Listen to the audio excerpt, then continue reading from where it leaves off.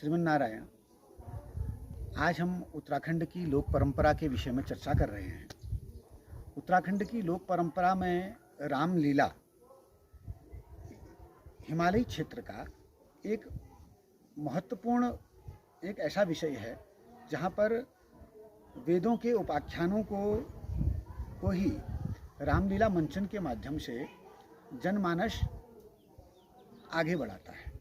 जो वेदों में तथा पुराणों में तथा वाल्मीकि रामायण में व श्री रामचरितमानस में गोस्वामी तुलसीदास जी ने जो राम जी के पूर्ण चरित्रों का बखान किया, वही अभिनय के रूप में रामलीला के रूप में हमारे उत्तराखंड के ग्रामीण क्षेत्रों में या कहें कि हिमालय के निकटवर्ती क्षेत्रों में विशेष रूप से इसका रंगमंच देखने को मिलता है, जो कि अपनी अपनी लोक परंपरा में या अपने अपने क्षेत्रों में कृषि कार्यों को ध्यान में रखते हुए कहीं शरद काल में, कहीं ग्रीष्म काल में और कहीं चातुर्मास वर्षा काल में इसका अभिनय लोग करते हैं।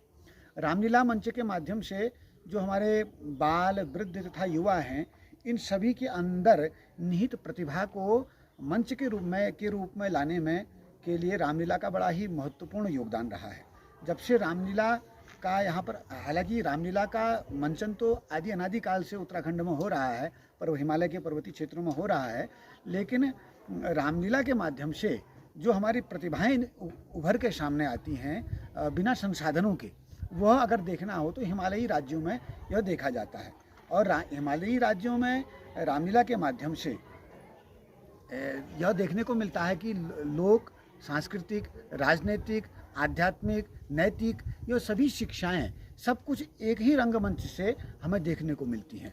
तो रामलीला का हमारे हिमालय के पर्वतीय क्षेत्रों में तथा अन्य धार्मिक क्षेत्रों में भी रामलीला का मंचन होता है, लेकिन जितना यहाँ के बच्चों में, युवाओं में और वृद्धों में उत्साह यहाँ पर देखने को मिलता है, उतना उत्साह मैं समझता हूँ कि अन्य जगहों पर उतना उत्साह नहीं है, भी नहीं कह सकते हैं। उत्साह तो सभी जगह है, लेकिन यहाँ पर संसाधनों के अभाव में जो देखने को मिलता है उत्साह बच्चों में, बाल वृद्धों में, वह मुझे अन्य जगहों में कम देखने को मिला।